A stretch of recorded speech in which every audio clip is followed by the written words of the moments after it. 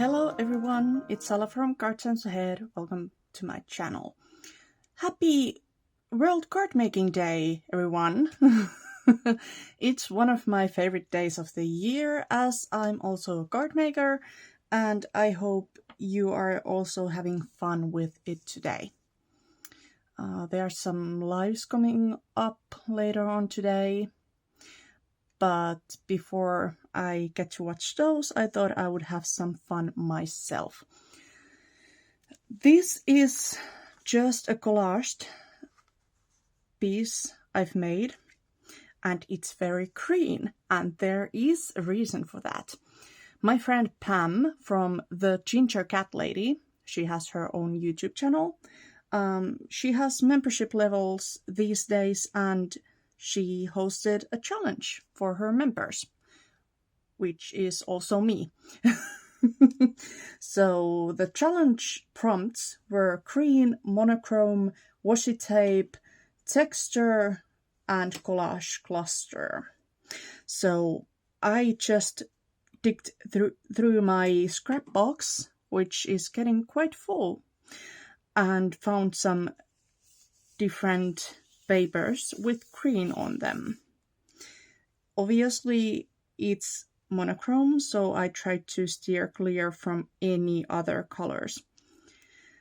But, of course, Pam allows us to use things like white and black, which is probably something I will bring on later on. I used some washi tape already. It's here on the background.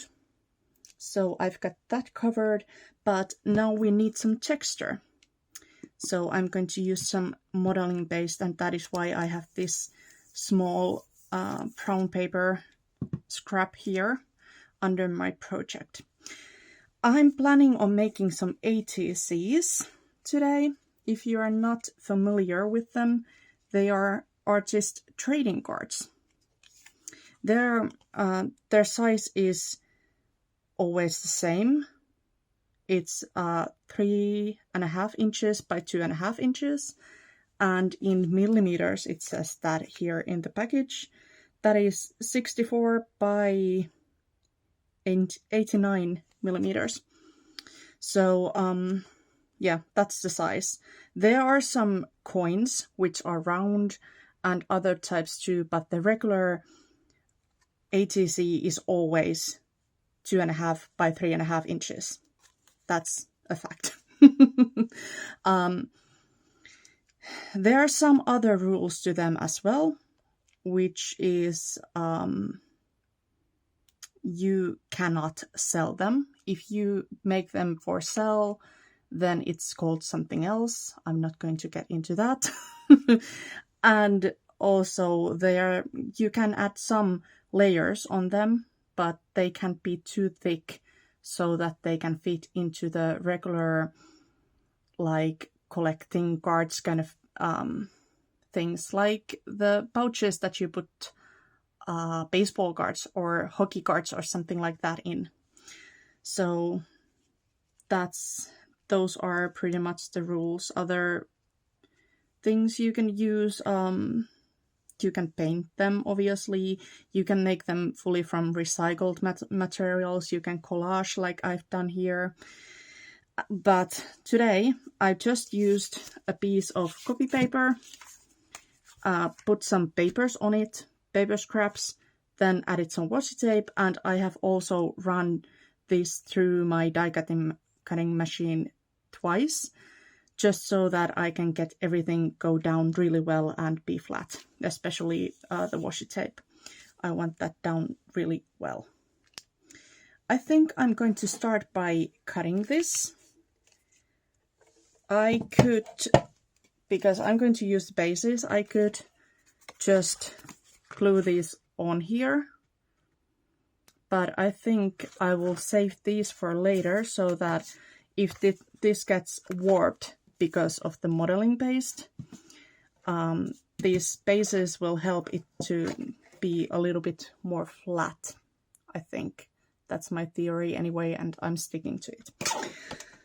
So, but another question is, do I want to leave a bit of a border around the project, like when I put the, I think I do.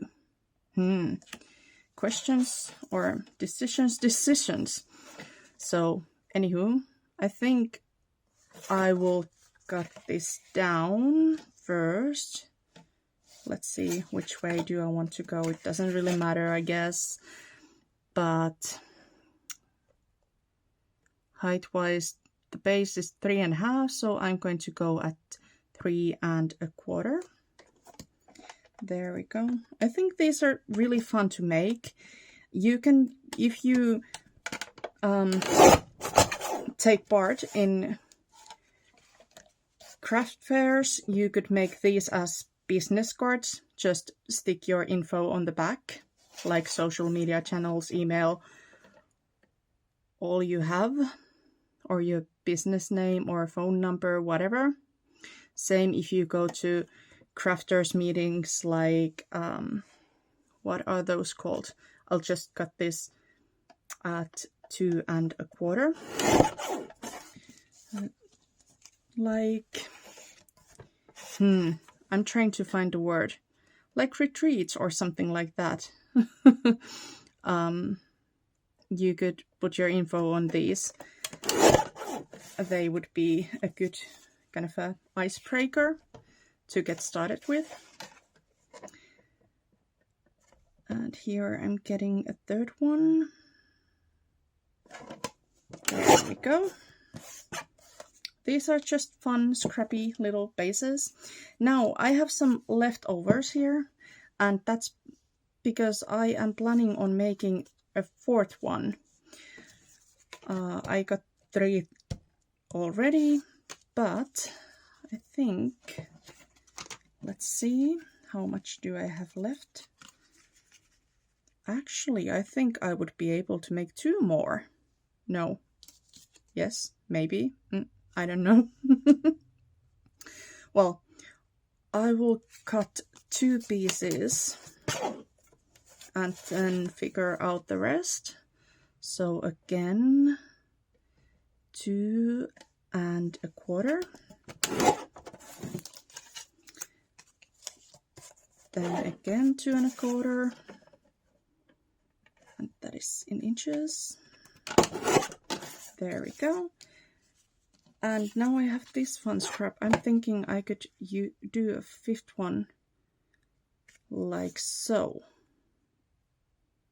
Because why not? Maybe add some sort of layer on the back. Ooh, there's a lovely little fly making an appearance on my video again. That's always fun.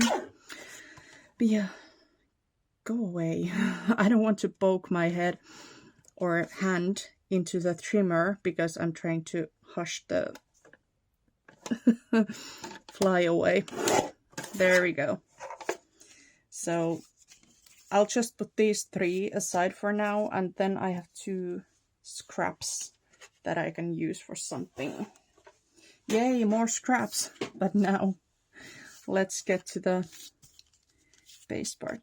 At first I'm going to take a look, because sometimes when you cut these and you have been working with scraps, there might be some little pieces that are not glued down. This seems fine, and so does this.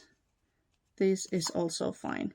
So yeah, we don't have to worry about that this time. But there is a piece of washi tape that I missed that is hanging just off the edge. So I decided to cut that off so that the edges are straight. Obviously you can play with the shape of this. The size needs to remain the same, but you can always play with like arching the top, or there are even some specific dies for that. You could maybe round the corners or ticket punch them so that there's a quarter of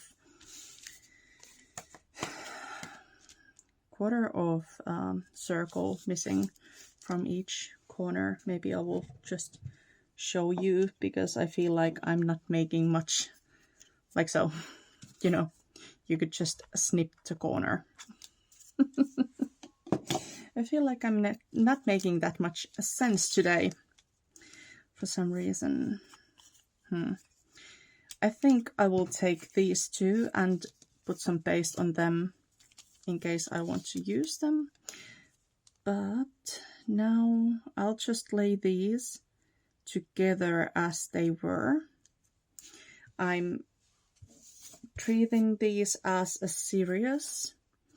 And I've got a stencil from Stamperia. It's KSTDL66 from Vicky Papaioannou. Still can't pronounce that. But yeah, I'm just going to add some texture because that is one of Pam's prompts. Pam being the ginger cat lady, because I do talk about two different Pams on my channel. But this is the lovely ginger cat lady. Let's see.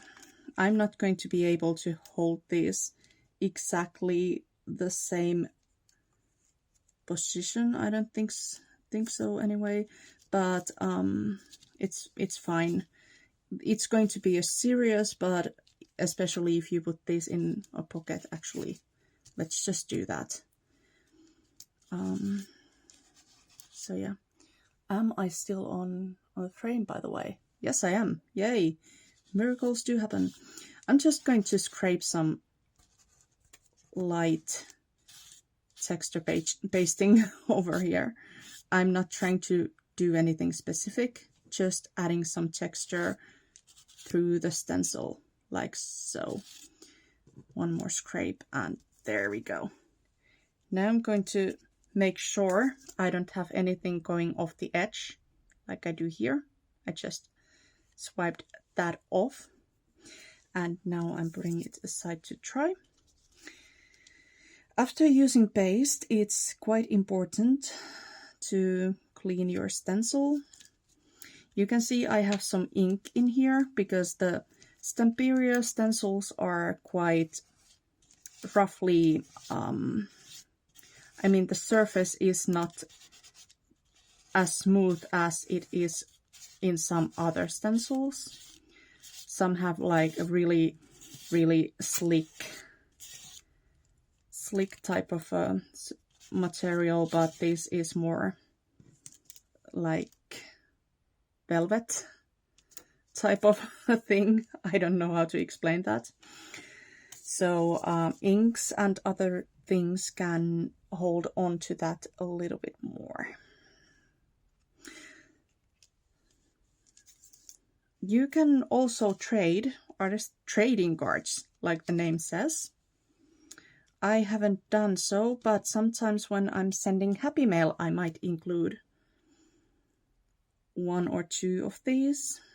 What do I want for the third one? I think I will just do mainly text.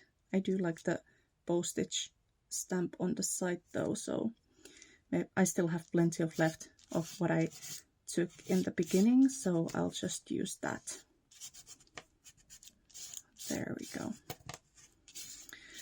You can include them on Happy Mail. You can, this is the perfect size for pocket letters, so if you do pen paling or just want to send Happy Mail, you can make a pocket letter with these.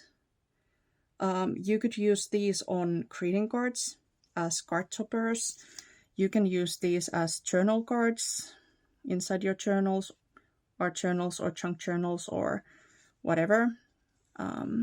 So there are many ways. You don't have to trade them if you don't want to. And of course, if you don't want to make this project in this size that I'm doing today or in this color, you can just take some tips. I'm going to rinse off the stencil and my palette knife, and I already closed the jar so that doesn't dry up, and I will be back in a bit. Okay, I completely forgot the small pieces, but luckily I remembered them just before I rinsed the stencil off, so I did those 2 off camera, or those 3 off camera, and yeah, that's it. While the paste was drying, I also made some preparations for the cards. So here are the bases. I took some Distress Oxide ink because I know I'm not going to use any wet mediums on these anymore.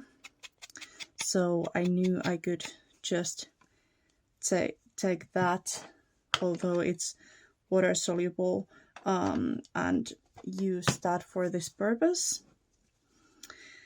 The last thing I'm missing from my prompt list is a collage cluster. Cluster is a group of elements, and to build that I took my 1.5 inch punch and punch out some circles. By the way, it's Rustic Wilderness, the color that I'm using, in case somebody is interested. I found some nice ribbon from my stash, and then I took acrylic nesting die and punched out some vellum, and then I stapled them together. The reason why I did this on camera is because I have had so many issues with staplers and staples in the past. So I decided I would not do that on camera. But it went fine. So there we go. Anywho, let's ink up the pieces here. Actually, I'm thinking I do need another green piece of cardstock so that I can prop this on something. I don't think I need it for the 2 smaller ones. We'll see. But let's make this one completely full piece or complete piece first. So I'm just going to go ahead and glue this on now that both of the pieces are inked. There we go. I always use rather a good amount of glue, but it's a small or precision tip, but also it saves me quite often. I could have done some inking on the white or on the, what's it called, on the background, but I chose not to. I felt like it was busy enough, but I guess some dark ink would have been nice. Then let's build the cluster a little bit. I'm just using the wet glue. It will sew through the vellum, but that doesn't matter because that's the back side. So I don't know, I like how this looks. It looks kind of like a rosette or something. Now, there are so many ways I could build this. I'm basically just looking and trying it out on different places, figuring out where it looks the best to my eye. I could set it off a little bit and then cut it off, or the rest of it that hangs off the card I could just trim off, but I think I'm going to put this here. Not quite center it, but put it center height-wise. I'm being careful that I stick the glue only, or put the glue only on the pieces where the white cardstock is covering it. So I'm not going to the edges where there is just vellum. There we go. I just wanted to make sure the ribbon stays put as well. Then I'm just going to press it for while so that it grabs. There we go. Then I definitely want to add some ink for the butterfly as well. I also did some inking and so on of the camera, so that's why you see some of the pieces are inked already and some of are not. Or some of them are not. So it doesn't show much. I could have taken like a real ink blending brush and done the edges, or I could have added some interest by taking, I will put it sideways a little bit. That way I think. Yeah, I could have taken some embossing powder and put that on the butterfly. That would have been really nice. But I kept it simple. Here I did not put any glue on the wings of the butterfly. That means I am able to lift them off a little bit for extra dimension. Of course, if I'm going to use this as a journal card or something like that, then I might want to glue this down so that it's easier for me to put it inside the journal pocket, or I could, if I use this as a card topper on a greeting card, let's see if I have any card bases on hand. I should. Come on, come here. I could just leave them up like this, because then it doesn't matter. This could also be a journal topper for a small journal, so possibilities are endless. I also want to add some more interest to this, so that's why I'm taking some flat back pearls.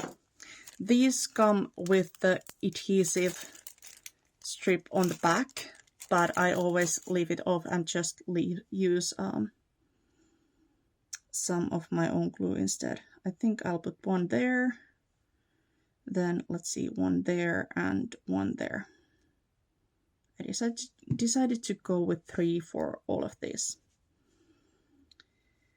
And before I started filming again, I actually took 2 of the ATCs already, similar to this one, and put them together as well, because I feel like I don't want to waste anybody's time, and it's really repetitive after a bit. So, but I realized I did not put a backing piece or the actual ATC base on this one, so let's do that now. There we go. And then we will figure out the 2 that are not full bases. I think at least the slim one really needs something on the back. I could take my stamps out and do some stamping. That's one possibility. Let's see. But yeah, here are the first 3 ones. Like you can see, I just played with the placement a little bit. Like so. I really like the background. I feel like there's enough interest. Here is the first one.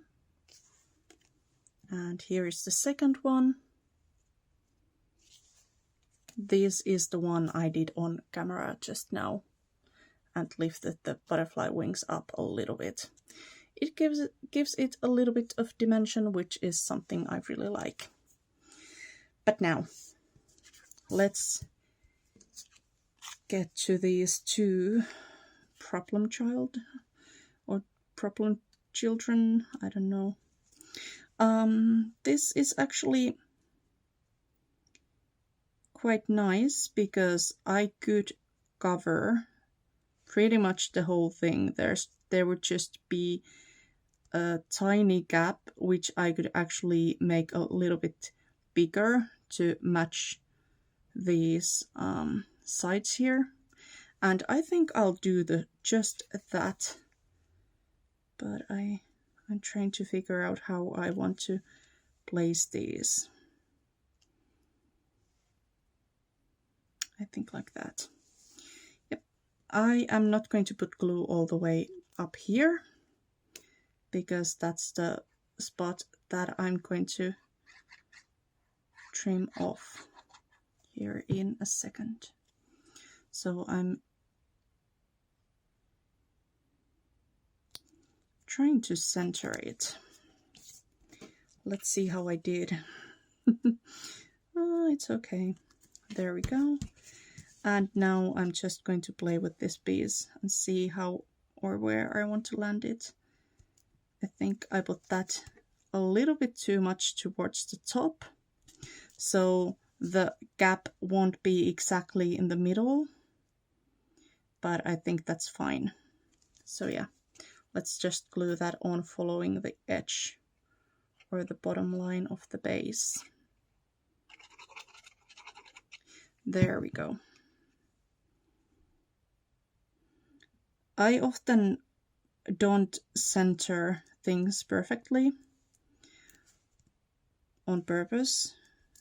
If there's something I'm putting on a card horizontally, like here, I actually tend to put them a little bit more towards the top rather than centering them really, really perfectly. So I don't know.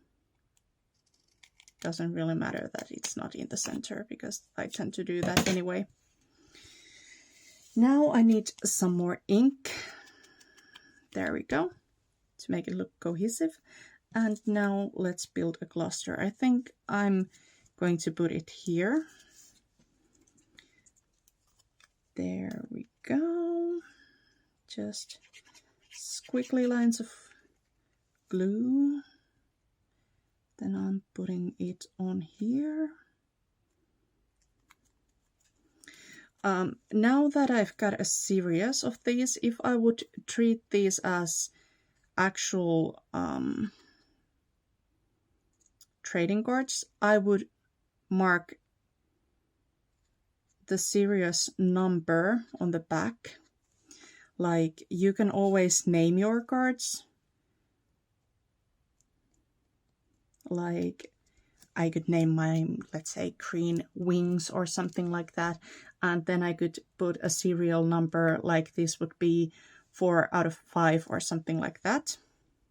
I think that would make sense, because I have 5 cards and this is the 4th one I'm making right now.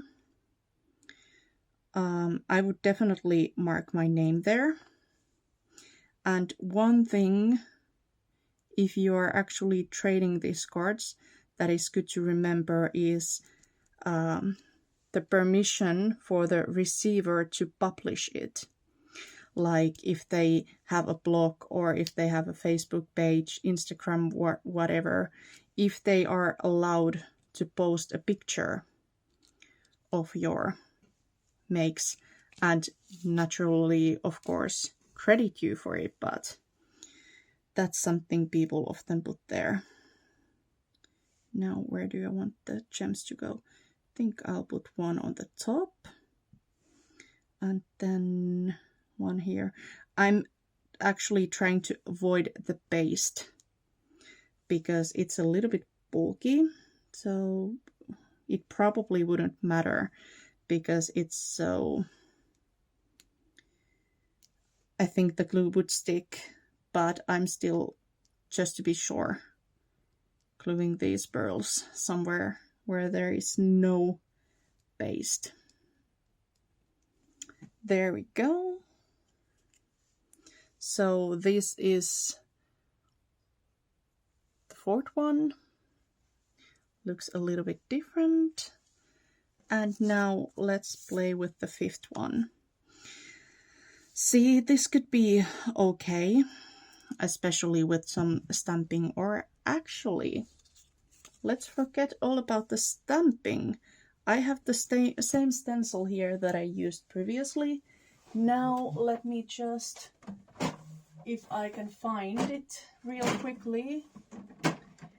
Sorry that I'm rummaging through my stuff here, but I'm looking for one of these ink blending brushes. So I think I'll just use the same stencil and the same ink, which is once again Rustic Wilderness. And I'm making sure that it's not exactly the same same area that I used with this. So I think I'm going to use that side because this is from here. Yeah. Otherwise, I feel like it would be maybe a little bit too repetitive.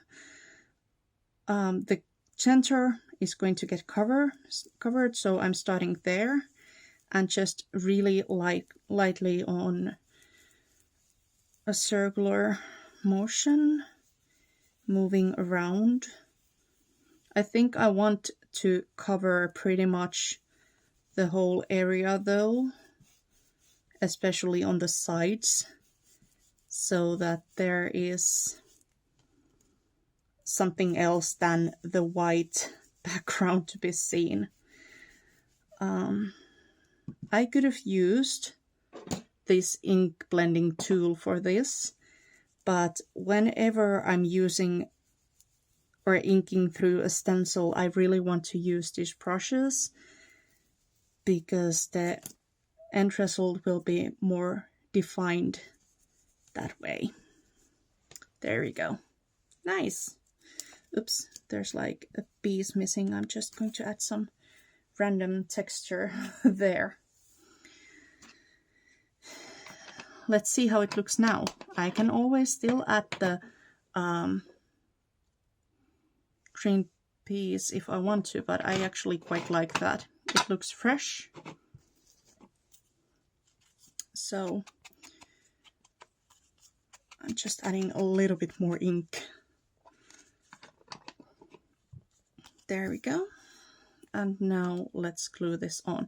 Now, because it's water soluble, the ink, or soluble, I'm making sure that I don't get any glue residue there, because distress ink and wet glue don't look too nice together. Trust me on that. But yeah, I don't think it's going to go all the way from the bottom to the top, so I'm leaving a bit of a gap. There we go. Now I'm just pressing it down for a bit so that the glue sticks. And then it's time for our final cluster. These are surprisingly fun and easy to make. You can make a bunch and then you have some ready to go whenever you are sending happy mail or just want to make a quick greeting card. Because imagine just taking some well, in this case, green pattern paper and maybe a matting layer for that, putting those on your card base and then just sticking this on, maybe adding a sentiment. That's like 10 minutes, 5 minutes if you're fast. I'm not a fast crafter, so there's that. But yeah, definitely a really fast way to make a greeting card. And these don't take a lot of space. I actually think I'm going to put this one, the ribbon, also a little bit sideways. I'm pretty sure I placed the other ones straight when it comes to that, but it doesn't have to be. There we go. And now let's take the butterfly and put that on. Oops. Vellum usually takes a while to stick, or it takes the glue a while to stick when it's on vellum, so definitely be patient with that. And here I have so much paste on the background that it's quite limited where I can put my embellishments actually, because, like I said, I want to avoid the paste. But oops, glue bubble was there. Like so. That's fine. Now, oops. Of course I dropped it the wrong way down. Come on. And yes, I do have a jewel picker, and yes, that would make my life very much easier. But am I too lazy to get it? Also, yes. There we go. So, that's it. I will just put a pin. Come on. It can't be that hard. Well, it can when there's a major clump of glue on the way. But let's see what I made today. Oops, no, there's just stuff all over my fingers. Here are the 2 different ones. And here are the 3 full ones. I like these 2, maybe. I don't know. They're all fancy. I like them all. Which one is your favorite? Let me know down in the comments. Thank you for watching today. I hope you learned something new. If not, I still hope you enjoyed the video. Please give me a thumbs up. That's always very much appreciated. And thanks for hanging out. I hope I will see you next time. Bye for now.